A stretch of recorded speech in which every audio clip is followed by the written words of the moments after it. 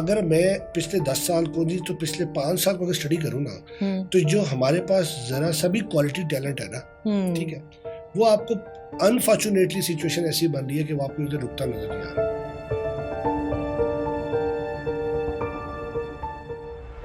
कैसे इंतखाब किया जाए अच्छे करियर का? हमारे पूरे एजुकेशन करियर के अंदर काउंसलिंग मिसिंग है कि डिग्री हमारे नॉलेज की, हमारे इंटेलेक्ट को एक्नॉलेज करती है, हालांकि ऐसा नहीं है। हम 10 अरब की कैसे एक्सपोर्ट कर सकते हैं? जो हम बातें करते हैं न्यूज़ में, आज 10 अरब की इस साल होगी, अगले साल 30 अरब की होगी। 100 इंडिविजुअल जो इंजीनियर्स हैं, अगर वो आज लेट्स से 100 करोड़ क्रिएट कर रहे हैं तो वो उसको 500 करोड़ में लेके जा सकते हैं। कोई रॉकेट साइंस नहीं है। It's all about working on the quality side. मुझे तो लगता है कि हम आपस में लड़ते रहते हैं। न्यूज़ चैनल को पेड इंटरव्यू करते हैं हमारे आईटी एक्सपोर्ट के बारे में और अपने आप को किंग कहलवाते हैं या सस्ते यूट्यूबर से वो हमारी पाकिस्तान की लार्जेस्ट आईटी इंडस्ट्री को टारगेट करते हैं और उनको क्रिटिसाइज करवाते हैं। हमारा कंपटीशन हमारे साथ ही क्यों है?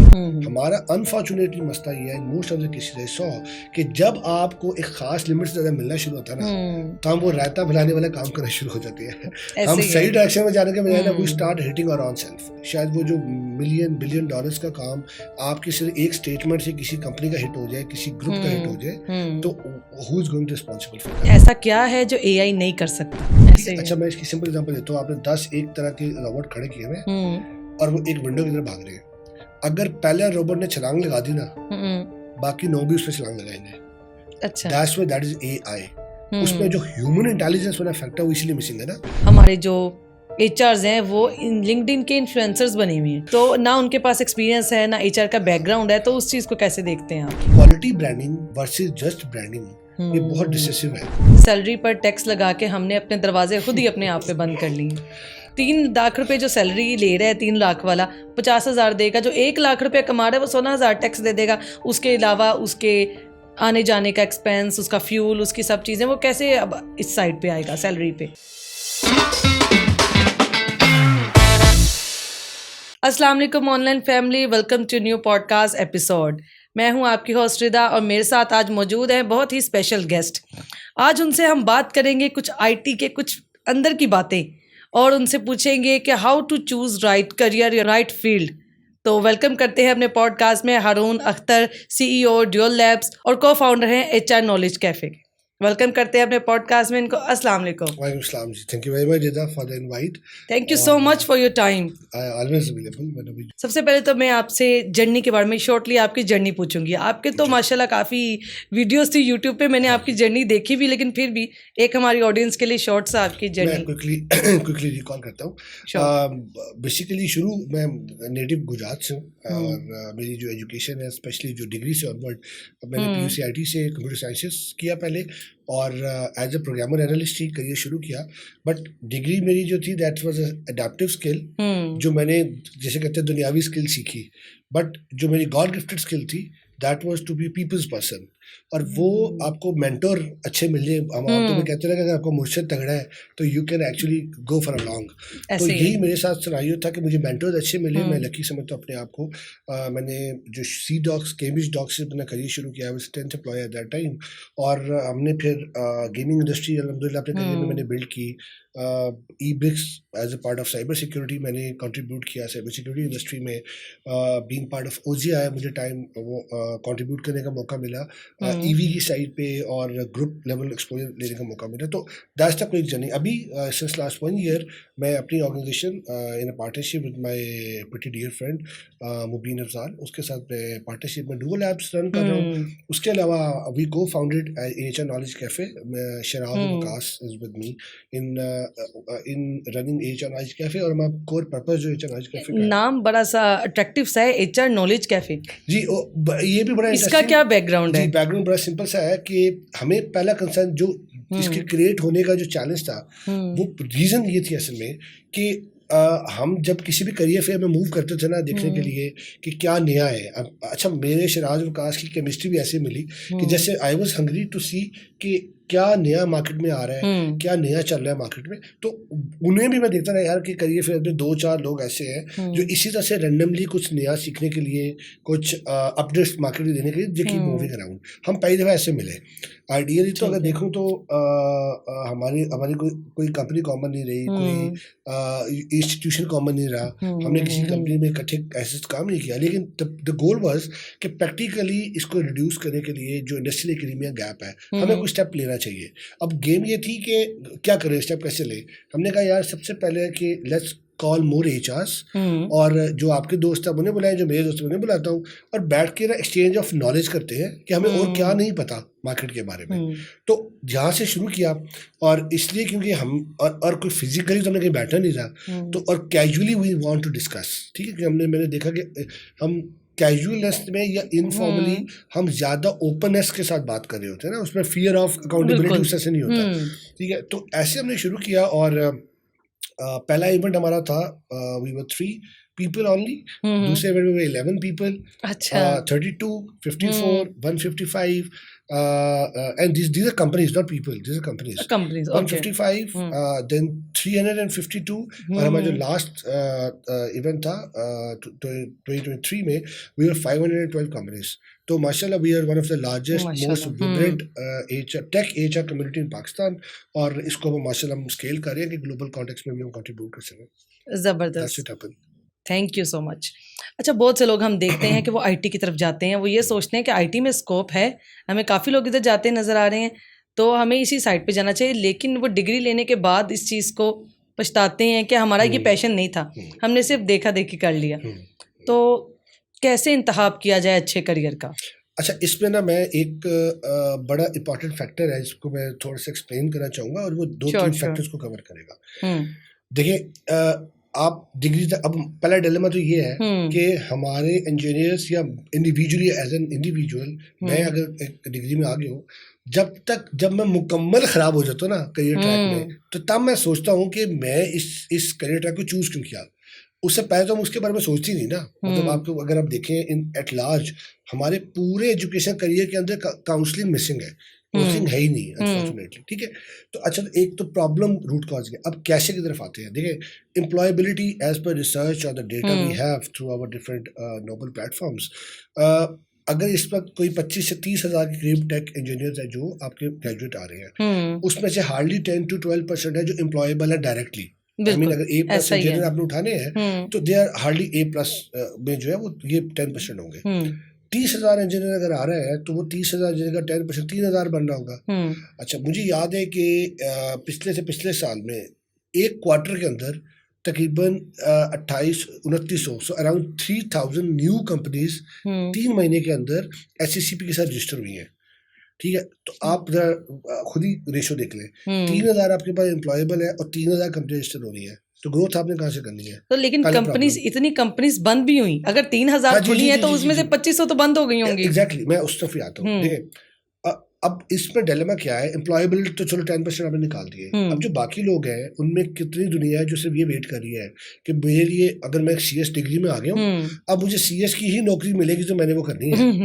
अब इसमें मसला क्या है कि लोग समझते हैं, और ये मिसकॉन्सेप्शन है, मैं अगेन वर्ड यूज़ करूँगा हमारे यंगस्टर्स की, दे अंडरस्टैंड कि डिग्री हमारे नॉलेज के, हमारे इंटेलेक्ट को एक्नॉलेज करती है, हालांकि ऐसा नहीं है, ये उल्टा है। आपका इंटेलेक्ट डिग्री या नॉलेज को एक्नॉलेज कर रहा होता है actually on the other side. आपको मैं एक दो एग्जांपल्स क्विक दूं। 2-2.5 साल पहले की बात है, सॉफ्टवेयर इवेंट होता है फास्ट यूनिवर्सिटी का, तो उसके प्रोग्रामिंग कॉम्पिटिशन में पाकिस्तान की सारी टॉप यूनिवर्सिटीज होती हैं, ग्लोबल प्लेटफॉर्म भी आते हैं। उस इवेंट के विनर गिफ्ट यूनिवर्सिटी की टीम थी, ठीक है, और वो भी 6-7 सेमेस्टर की, ग्रेजुएट भी फुल नहीं थे। ठीक है, अब अपेरेंटली अगर हम ये देखें कि मेन स्ट्रीम सिटीज के अलावा किसी और शहर की यूनिवर्सिटी है, तो हम उसको एक सो कॉल्ड ग्रेडिंग के अंदर कंसिडर करते हैं। रिमेंबर, इंटेलेक्ट जो है ना वो यूनिवर्सिटी बाउंड्री नहीं है। This is what we need to learn. और एट लार्ज, अच्छा, अब एम्प्लॉयबिलिटी बढ़ कैसे सकती है? कोर कोर्सेज हैं प्रोग्रामिंग के 5 या 6, intro to programming, data structures, OOP, automata, operating system, databases. ठीक है, ये 5-6 कोर्सेज हैं। हमारा डिलेमा ये है, हमारे जो टेक के लोग हैं, कि वो इन 6 कोर्सेज के अलावा ना बाकी कोर्सेज को एज अ फील्ड नहीं पढ़ते। मैं आपको एग्जांपल देता हूँ 2-3। पहली एग्जांपल, साइकोलॉजी। अगर मैंने इलेक्टिव कोर्स साइकोलॉजी का पढ़ा ना, तो I remember couple of years back सिर्फ पंजाब के अंदर 1100 के करीब फीमेल साइकोलॉजिस्ट चाहिए थी गवर्नमेंट पोजीशंस पे।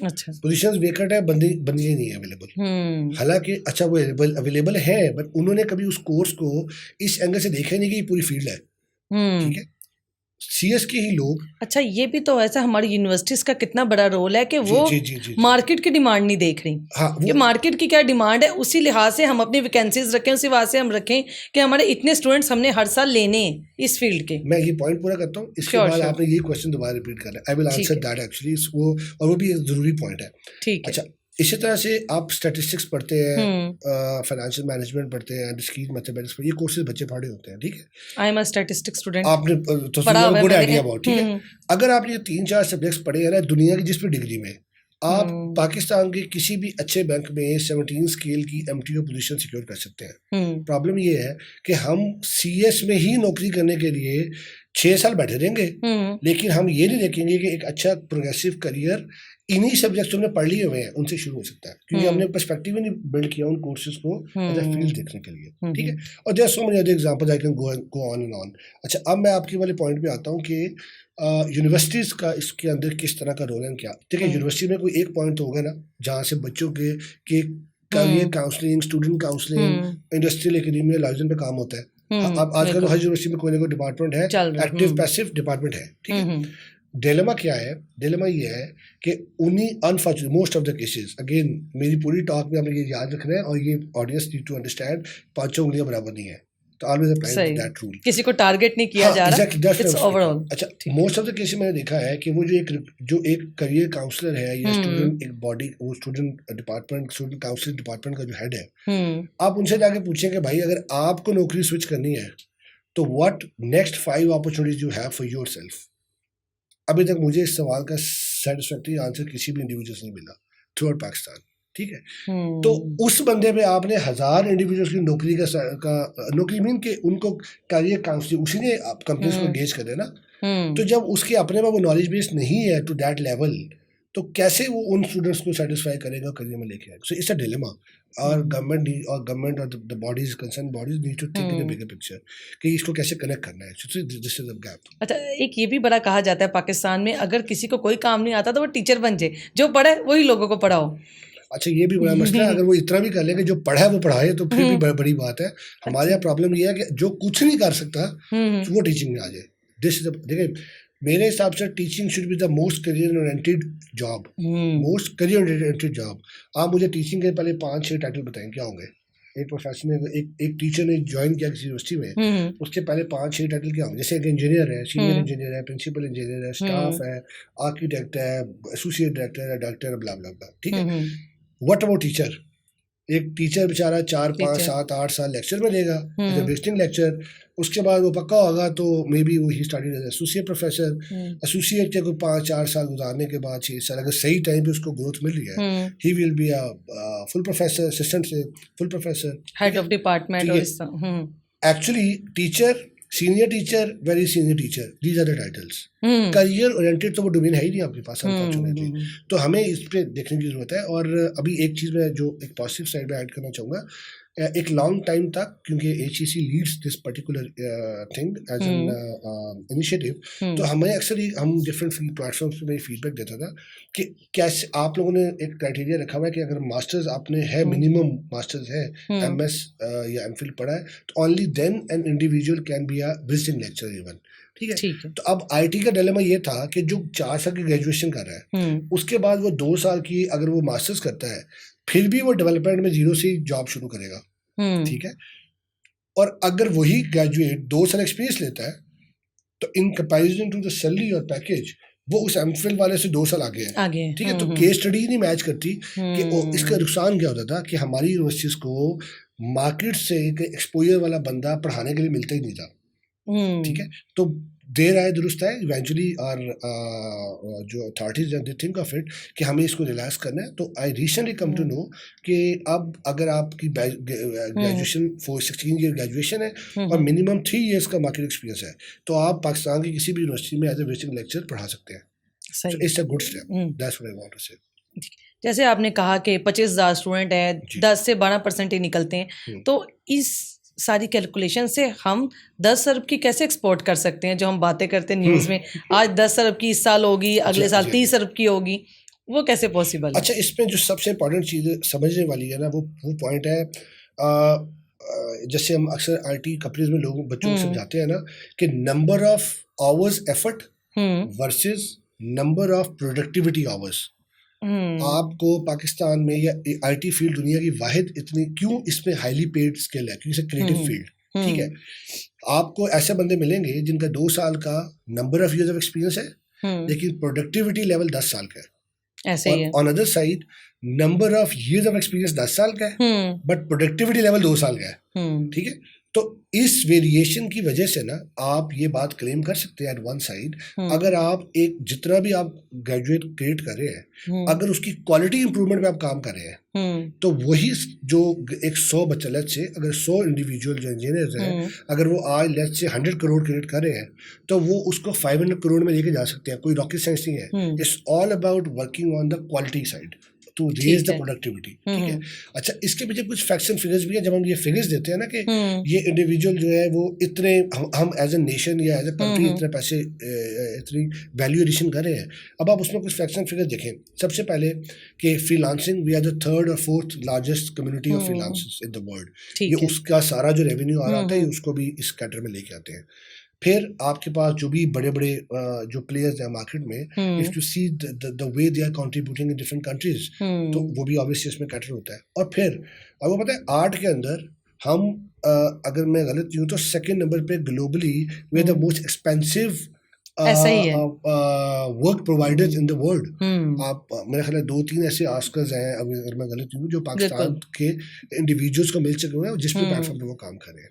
तो क्वालिटी के एंगल से हमारे पास रॉ टैलेंट, अच्छा जो प्रॉब्लम एट लार्ज है ना, वो ये है कि हमारे पास रॉ टैलेंट बहुत अच्छा है, ठीक है, गाइडेड टैलेंट नहीं है। The word I use is कि आपने देखे एक यूनिवर्सिटी के बैच में अगर 50 लोग हैं, ठीक है, 50 बच्चों का एक क्लास है फॉर एग्जांपल, ठीक है, आप एक कोई भी मिड साइज सॉफ्टवेयर हाउस उठाए 200-250-300 बंदों का, ठीक, उस 200-250-300 वाले एक सेटअप के अंदर believe me there are 50 different categories, जहाँ पे आप इन 50 एक यूनिवर्सिटी के 50 बच्चों को अगर गाइडेडली ट्रेन करें ना, आप एक ही कंपनी में 50 खपा सकते हैं। तो एम्प्लॉयबिलिटी का मसला नहीं है, डायरेक्शन का मसला है। अपॉर्चुनिटी है, अभी आगे चल के मैं I will share much more facts. तो हमें प्रॉब्लम ये आती थी कि हमारे पास रॉ टैलेंट है, गाइडेड टैलेंट नहीं है। अब मसला ये है कि एक इन्वेस्टर आता है ना, वो मजहब नहीं देखता, उसने आकर देखना है कि भाई मैंने पाकिस्तान पे पैसे, जिस मुल्क से मेरा ये 100 रुपया जितनी जल्दी 200 में कन्वर्ट होता है, मैं तो उस कंट्री में जाऊंगा, ठीक है। अब अगर आपके पास गाइडेड रिसोर्स नहीं है, फॉर एग्जांपल साइबर सिक्योरिटी में कोई बंदा पाकिस्तान में आके पैसा लगाना चाहता है, लेट्स से एज इन्वेस्टर, वो मुझे कहे कि आप ऐसा करें 1000 बंदा हायर कर लें, ठीक है, और अगले महीने से हम काम शुरू करते हैं। अब मैं आपको फैक्ट बताऊं, और ये मेरे साथ हो चुका है प्रैक्टिकली। अच्छा, जिस टाइम पे हम इस फील्ड में मैं काम कर रहा था, तो उस टाइम पे देवर 5 सच यूनिवर्सिटीज जो साइबर सिक्योरिटी में कोई भी डिग्री ऑफर कर रहे थे, और मोस्टली MS लेवल की थी, ठीक है। अगर मैं वो सारे बच्चे हायर कर लेता ना, तो देवर 356 और 58, मैं आपको प्रिसाइज फैक्ट्स एंड फिगर्स बता रहा हूँ।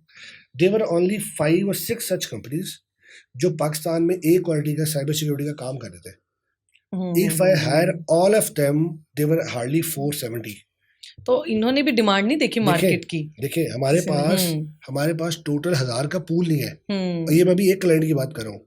आपके ख्याल में अगर गूगल आएगा या माइक्रोसॉफ्ट पाकिस्तान में आता है अपनी प्रोडक्शन लेके, तो दे विल आस्क कि 10 बंदे हायर कर लो, 15 बंदे हायर कर लो, 50 बंदे hire, they will simply be coming up कि भाई हमने फलाने सेटअप में 10,000 एम्प्लॉय लगाना था, उधर प्रोडक्शन में चाहिए, उधर के बजाय हम पाकिस्तान में ले आते हैं, तो give us 10,000 people. So are we ready to give them 10,000 people? We are not. This is the dilemma जिस पे हमें काम करने की जरूरत है। मुझे तो लगता है कि हम आपस में ही लड़ते रहते हैं। लोग ये क्या करते हैं कि वो आपस में ही न्यूज़ चैनल को पेड इंटरव्यू करते हैं हमारे IT एक्सपोर्ट के बारे में, और अपने आप को किंग कहलवाते हैं, या सस्ते यूट्यूबर से वो हमारी पाकिस्तान की लार्जेस्ट IT इंडस्ट्री को टारगेट करते हैं और उनको क्रिटिसाइज करवाते हैं। हमारा कॉम्पिटिशन हमारे साथ ही क्यों है? In fact, the most important question of today's podcast, I guess, after It the is. youth की बातें करें उसके अलावा, हम्म देखिए मैं इसमें 2 फैक्टर समझने वाले हैं। पहले तो अनफॉर्चुनेट सीन ये है कि हमने बाकी दुनिया से कंपटीशन करना है, हम्म हमने आपस में कंपटीशन नहीं करना। अब जो दौर है वो कोलैबोरेशन का दौर है। We have to collaborate to show ourself as big as we suppose to be. ठीक है, अगर हम कोलैबोरेट नहीं करें तो टूटे तो हम पहले ही हुए हैं। देखिए, अगर अनफॉर्चुनेट है कि we are not leading as an one team. मैं अगर टेक ओवरऑल बात करूँ, there so many issues going on. ये जो अभी एक आया वो भी इसी कहते हैं ना इमर्जिंग बिहेवियर सामने आते हैं। इट्स एन इमर्जिंग बिहेवियर कि जो साइलोज में हो रहा था वो आहिस्ता आहिस्ता सामने आना शुरू हो गया। ठीक है, हम we are group of individuals, we are not a team showing us as an one unit at any point in time to the global world. ठीक है, जब तक हम वन टीम नहीं बने, आपको क्या लगता है कि ऐसा कुछ भी अगर कोई इंसिडेंट जो हो रहा है इसमें अगर हम एक दूसरे के साथ ब्लेम गेम खेलते हैं या किसी को नीचे दिखाने की कोशिश करते हैं, what do you think who is going to get affected?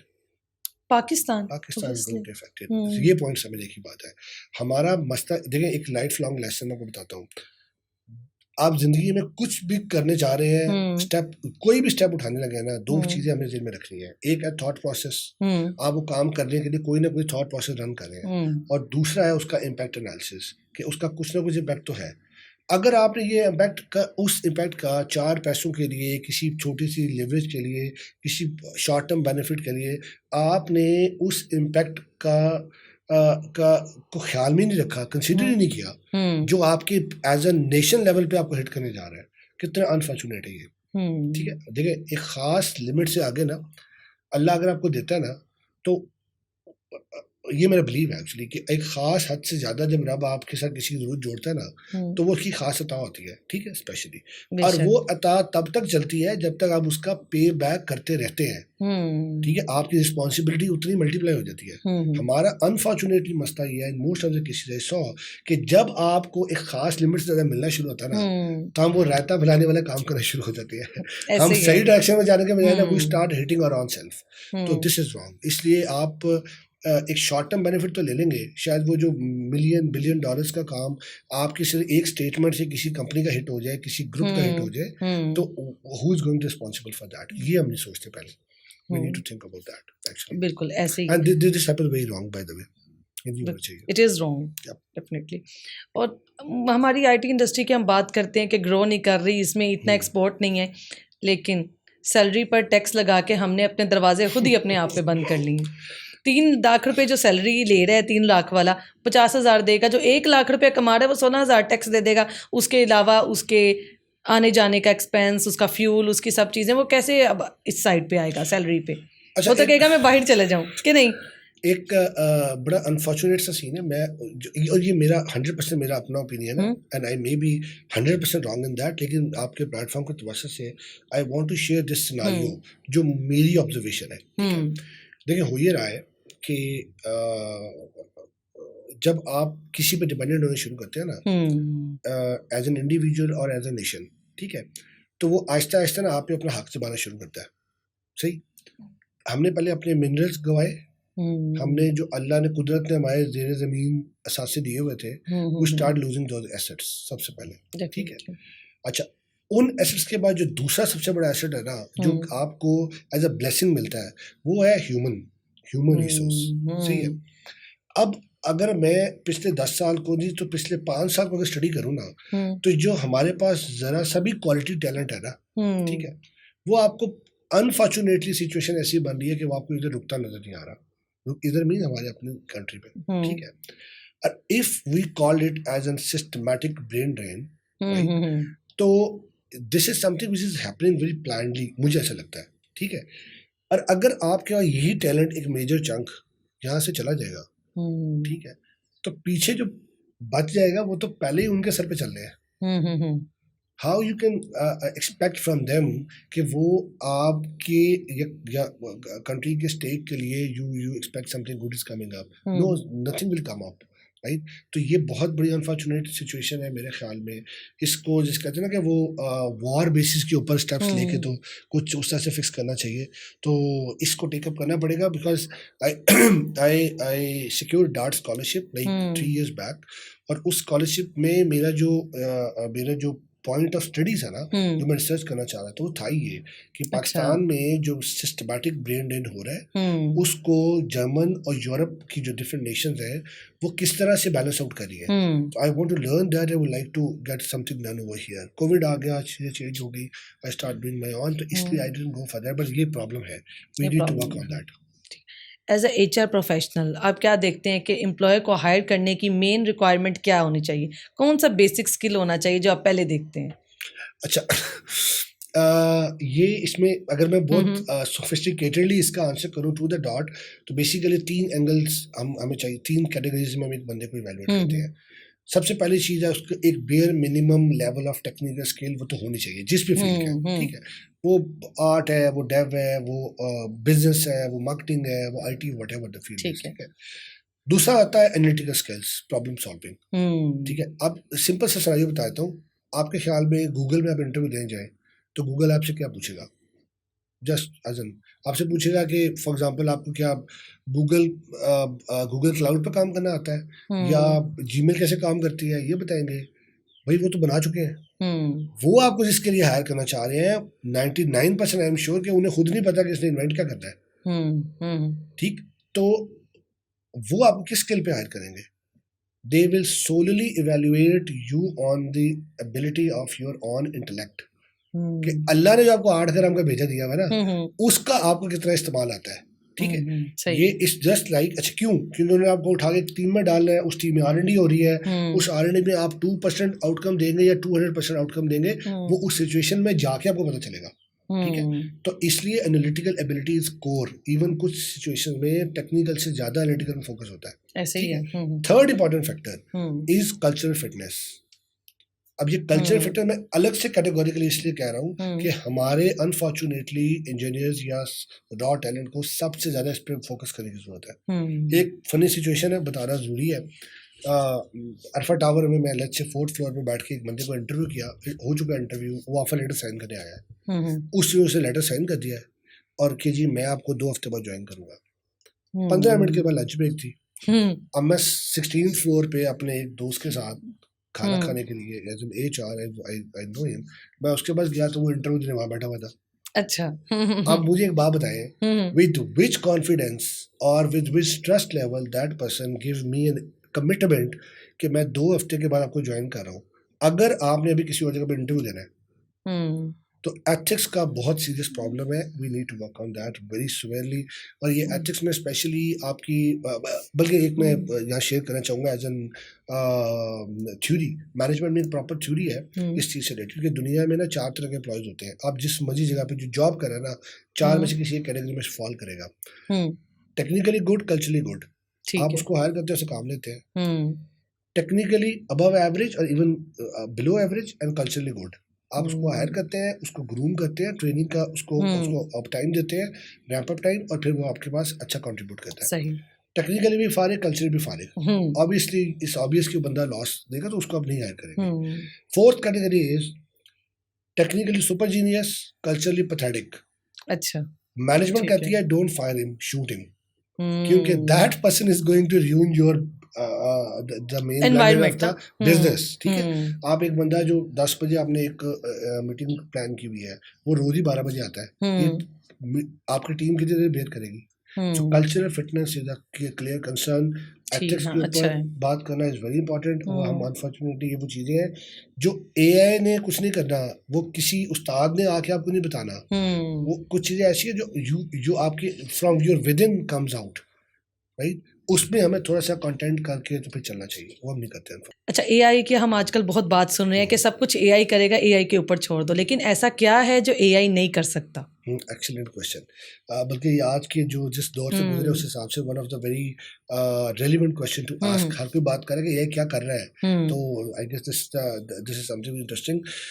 देखिए, I recently study research on that कि हम जिस दौर में हैं, हर कोई text to speech, text to video, text to 3D, blah blah blah is coming up in AI, right?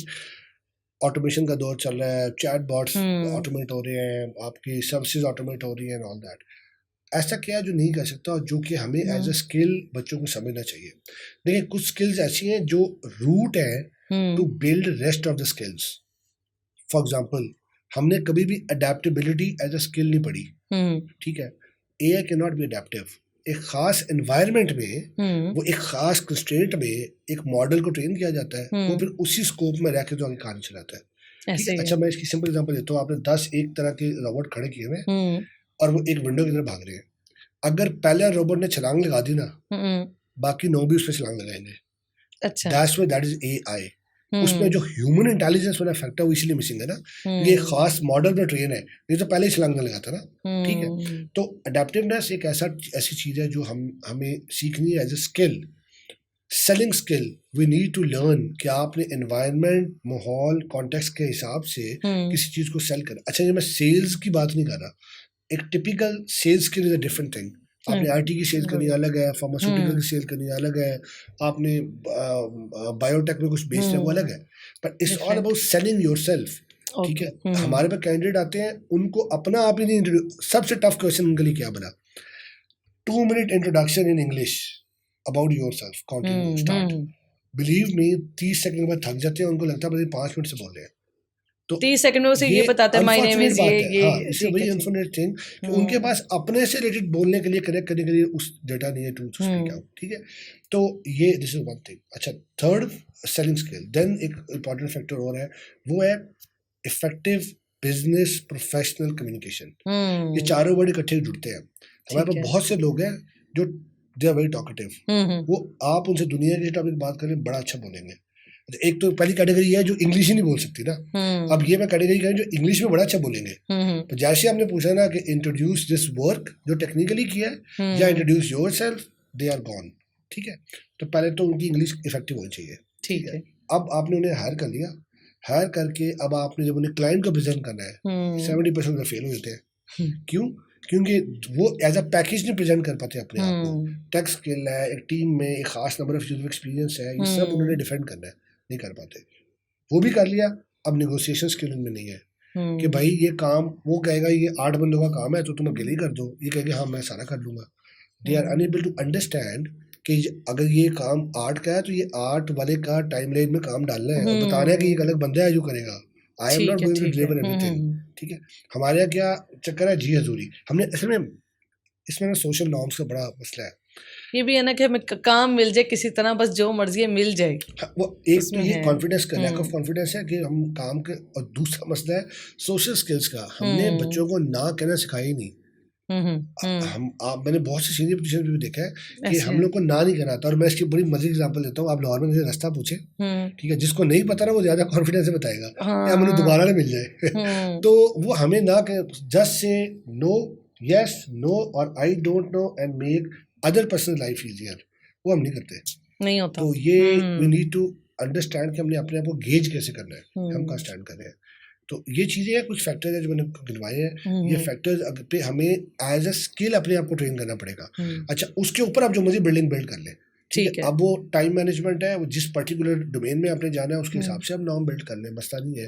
अब वो चाहे आपने सॉफ्टवेयर फॉलो करना है, जो भी इंडिविजुअल ने जो करनी है, अडेप्टिवनेस आप में होनी चाहिए, effective business professional communication skill होना चाहिए, आपको जनरली सेल करना आना चाहिए, और then obviously a good time manager. ये इस पार्ट ऑफ द थिंग। ये चीजें एआई नहीं कर सकती पालन। एआई एक रिस्ट्रिक्टेड सर्कल में चलती है, तो जो ह्यूमन फैक्टर है वो आप मिस कर रहे हैं अनफॉर्चुनेटली एआई को फॉलो करने के चक्कर में। अच्छा, इस वक्त जो टॉप डिमांडिंग डोमेन है पाकिस्तान को इस वक्त जो करनी चाहिए फॉलो, वो कौन सी ग्लोबली? टेक में, राइट? अच्छा, मैं आपको ब्रीफ करता हूँ, it's a good question. Starting from game development as an domain. Game development इस वक्त दुनिया के अंदर का सबसे ज़्यादा फोकस है, बल्कि मैं इसको, हाँ, game development is number 1। Game development से आगे सारी गेम है डेटा की। आप जितना ज़्यादा इंटरनेट पे जा रहे हैं, अब ये थॉट प्रोसेस है, people have to listen this whole thing.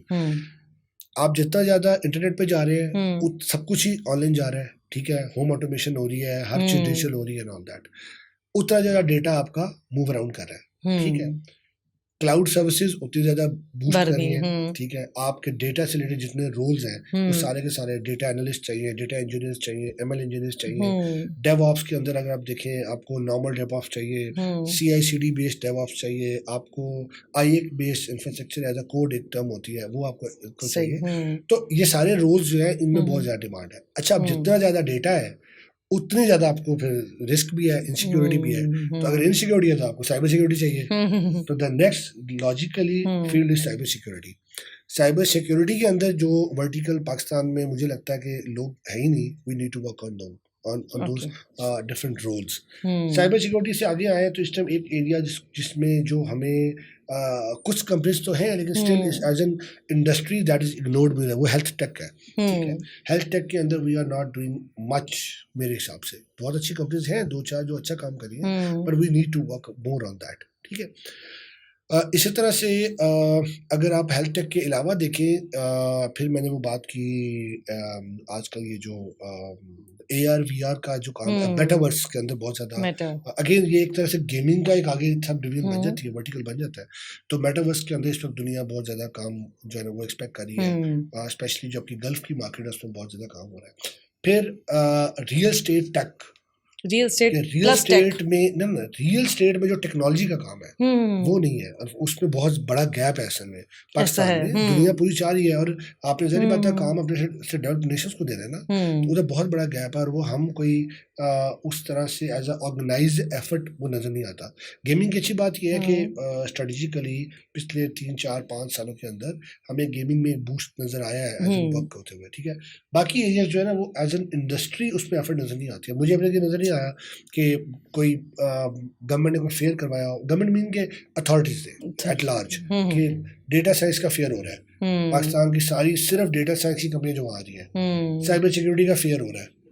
Fair mean जैसे हम जॉब फेयर करते हैं ना, जी जी वो आप सारे प्लेयर्स बुला कर बच्चों को भी कंफ्यूज कर देते हैं। फॉर एग्जाम्पल मैं इंस्टीट्यूशन में जा रहा हूँ, 252 कंपनियां आई हुई हैं, मैं वहाँ 15 कंपनियों से बात करता हूँ, दिन खत्म हो जाता है। ऐसे ही है आपने वो 252 को क्यों बुलाया? पहली बात, या तो आपने पूरे 1 साल 2 साल का ये कल्चर बिल्ड किया हो कि तीसरे चौथे सेमेस्टर से आपका हर बच्चा हर सब्जेक्ट का जो की असाइनमेंट जो है वो इंडस्ट्री के साथ कर रहा है, उस रेलिवेंट इंडस्ट्री के साथ, फिर तो बात समझ आती है। अगर ऐसा नहीं है तो आप अचानक से एक one fine morning you are telling your students कि भाई 250 कंपनियां आ गई हैं, अब तुम देख लो हमने तो अपना काम पूरा कर दिया। This is not how things work. तो उसमें भी चेंज लाने की ज़रूरत है। अच्छा, एक बहुत ही ज़रूरी सवाल है कि आजकल जो एज अ HR प्रोफेशनल आप क्या देखते हैं कि आजकल हमारे जो HRs हैं वो लिंक्डइन के इन्फ्लुएंसर्स बने हुए हैं ठीक है, तो ना उनके पास एक्सपीरियंस है ना HR का बैकग्राउंड है, तो उस चीज़ को कैसे देखते हैं आप? अच्छा, इसमें 2 कैटेगरीज एक्चुअली।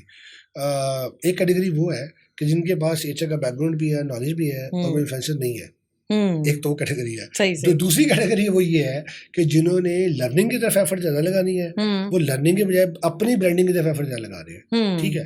अब वो अपनी ब्रांडिंग का जो एक नुकसान है, अच्छा क्योंकि वी आर इन अगेन मैंने कहा ना कि हम एक रेले के साथ है, we are group of individuals, ठीक है। डायरेक्शन है किस तरफ सही है गलत है पता नहीं, जिस तरफ बाकी जा रहे हैं हम उधर जा रहे हैं, ठीक है। उसका नुकसान ये है quality branding versus just branding, ये बहुत डिसिसिव है। डिसिसिव कैसे है कि एक CEO एक कंपनी के किसी इंडिविजुअल को हायर करना है, वो देखेगा इसके 2-2.5 लाख 3 लाख फॉलोअर्स हैं, 1 लाख से ऊपर फॉलोअर्स हैं और इसका बड़ा इम्पैक्ट होगा मार्केट में, तो मैं इस बंदे को बुलाता हूँ इंटरव्यू के लिए। HR में इसने फलाने प्लेटफॉर्म की सर्टिफिकेशन भी लिखी हुई है, मेरा तो ये मसला ही हल हो जाएगा। अच्छा, वो बुलाते हैं, वो बात करना शुरू करते हैं और जब वो उन्हें पता लगता है इंट्रोडक्शन में, अब आश्कार ऐसे होता है ना कि मैं अपने पेन पॉइंट शेयर करूंगा। पेन पॉइंट मेरा सबसे पहला पेन पॉइंट क्या है कि मेरे पास लोग नहीं हायर हो रहे, ये हर दूसरी कंपनी का पेन पॉइंट है। जिस कंपनी का ये पेन पॉइंट नहीं है ना वो ग्रो ही नहीं कर रही, ये मैं आपको सीधा बताता हूँ, ठीक है। तो hiring is a problem for everybody. अब देखिए 99% हमें HR में पहला मसला क्या आता है, मसला चैलेंज आता है, they even don't build the perspective of tech recruitment, कि उनके वो रिक्रूटमेंट के माइंडसेट में ना टेक का वर्ड ही माइनस है, ठीक है। अब वो उधर बैठ के पूछेंगे अच्छा डेवऑप्स ये क्या होता है, हम सुना हुआ है, ठीक है। अब भाई वो सुने हुए बंदे को उन्हें नहीं हायर करना, ठीक है। अगर आपने नहीं हायरिंग की ना, कम से कम आपको पर्सपेक्टिव तो पूरा पता होना चाहिए, ठीक है। एक एग्जांपल देता हूँ आपको अंदाजा हो जाएगा, 70-80% HRs और ये इंजीनियर्स में भी मसला है, when they need to hire और present as a data scientist, ठीक है। जो बेचारा एनालिस्ट के तौर पे काम कर रहा है ना, वो भी कहता है मैं डेटा साइंटिस्ट हूँ। जो बिग डेटा के तौर पे काम कर रहा है as a big data engineer, वो भी कहता है मैं डेटा साइंटिस्ट हूँ। और जो एक्चुअल ML इंजीनियर्स जिनको डेटा साइंटिस्ट कहा जाना चाहिए, वो इतना पूरी मार्केट में नहीं है कि जो हर दूसरी कंपनी में आपको अच्छे ML के इंजीनियर्स मिल जाए। तो इसमें कसूर किसका है, HRs का? प्राइमरीली जो है वो HRs का, मेरा ख्याल है। प्राइमरी क्यों HRs का है? क्योंकि you suppose to hire people. HR में भी बाइफिकेशन है ना। जो छोटी कंपनी है वो कहती है कि रिक्रूटमेंट भी यही HR कर रहा होगा, ऑपरेशंस भी यही HR रन करेगा, कल्चर भी यही बिल्ड करेगा, ठीक है। तो for a time being budget का स्टेट को देखते हुए मान लिया कि वो करेगा। पर अगर जॉब पोजीशन ही इस तरह की है तो HR के ऊपर अपने को टेलर तो करना है ना। मुझे लगता है वो वाली एफर्ट मिसिंग है, जहाँ पे टेलर करना है खुद को, वो टेलर करने के बजाय they are putting more on कि हम ब्रांडिंग करें, ठीक है। उन्हें टाइम पहले उधर लगाना है, राइट टाइम पे अपनी ब्रांडिंग करें ना, पहले अपनी वो वैल्यू तो बिल्ड कर ले। या क्या होगा, अभी क्या हो रहा है, अभी वो बलून बिल्ड होता है और किसी ऐसे क्रिटिकल पॉइंट पे जाके बलून फटता है कि वो आपकी स्टैंडिंग ही नहीं रहती, फिर क्रेडिबिलिटी नहीं रहती है ना। और एट लार्ज देखें तो वो बेसिकली आपका पूरा जो एक HR इंडस्ट्री है, फिर वो उसके लिए एक नेगेटिव मैसेज कैरी होता है। कोई भी CEO अगर सेंटिमेंट कैरी करेगा, वो ये तो थोड़ा कहेगा कि वो फलानी इंडिविजुअल या फलाना इंडिविजुअल ठीक नहीं है। वो ये कहेगा यार कि इधर तो क्वालिटी के HR ही नहीं है, ऐसा ही है ना। तो this is the bigger impact मेरे हिसाब से, मैं लोगों को समझना चाहिए। और इसमें बहुत कसूर प्लेटफॉर्म का भी मुझे लगता है कि जब आप एक सब स्टैंडर्ड नॉलेज को स्टैंडर्ड नॉलेज कह के लोगों को यकीन दिलाना शुरू करते हैं कि भाई ये पढ़ लिया तो ना, अब आप कंफर्म जानती हैं, तो ये काम खराब है। अच्छा, मतलब कि जैसे कि रिकमेंडेशंस बहुत होती हैं, तो रिकमेंडेशन की बेस पे अगर आपका HR है तो वो कंपनी का ब्रांड खराब भी कर सकता है। ये मसला पूरी IT में है, सिर्फ HR का मसला नहीं है। जहाँ पे भी क्रिएटिव जॉब है ना, आप जॉब रेफरेंस से ले सकते हैं। आपकी स्टेबिलिटी या लॉन्गेविटी ऑफ द जॉब वो रेफरेंस नहीं होनी, वो आपने काम करना पड़ेगा भाई, फिर ही बात बनेगी। तो उसके लिए वो क्वालिटी चाहिए, अनफॉर्चुनेटली वो मिसिंग होती है। तो थैंक यू सो मच, आपके साथ बहुत ही वैल्यूएबल इनसाइट्स मिली, तो ऑडियंस को भी मिली होंगी। थैंक यू सो मच, और आपके टाइम का बहुत बहुत शुक्रिया। रिदत again thank you very much to both of you, ओमान and you, for inviting me for this particular thing. मैं स्पेशली इंटरेस्टेड था 2 वजह से कि मैंने कुछ आप लोगों की प्रीवियस जो मेरी आदत है कि I do my on search and research both, तो वो मैं करके, और मैं I was very much focused on it कि आप लोगों के प्लेटफॉर्म्स के थ्रू माशाल्लाह जो आपकी रेलिवेंट एंगेज्ड ऑडियंस है, मैं उन तक जो भी कंट्रीब्यूशन अपने एंड से कर सकता हूँ, क्योंकि दिस इज़ द वे आजकल जो एक वे आउट है टू कंट्रीब्यूट। तो मेरा ख्याल है कि आप लोग इस more than a service, activity तो एक चीज़ है ना, पर as a service the way you are contributing is commendable. Don't stop it. मेरे हिसाब से और ज़्यादा ऐसे लोगों को इनवाइट करें, मैं भी कुछ लोग आपको इसमें सजेस्ट करूँगा। और आप खुद भी देखें कि वो लोग जो आपकी ऑडियंस की क्वालिटी में और इम्प्रूव कर सकते हैं। एकेडेमिया से किनको आप इनवाइट कर सकते हैं, टेक कम्युनिटी के कौन से लीडर्स इनको बुला सकते हैं, प्रोफाउंड HRs कौन से जिनको आप इंगेज कर सकते हैं, कौन सी इंडस्ट्री है। देखें, मैं अब 1-2 सजेशन भी आपको दूंगा, जैसे फॉर एग्जांपल ऐसे नॉलेज टीचर जो डिफरेंट जगह पे हमें पता है कि दे आर रिनाउंड, और you can bring them in. तो माशाल्लाह you guys already doing very good job. और बहुत थोड़े से टाइम में मैं देख रहा था, 4-4.5 महीने शायद हुए हैं, और इतने से टाइम में आप लोगों ने जो अभी तक मार्केट ग्रैब की है, I haven't see any other platform organically, ठीक है। वो आप लेट्स कनेक्ट वाला तो फूल आप 2 लाख पे ले जाएं और वो फिर अगले हफ्ते दोबारा 70,000 पे आता है। आई am not talking about that, right. तो congratulations again for contributing that way, or keep doing it, and you guys keep watching this platform.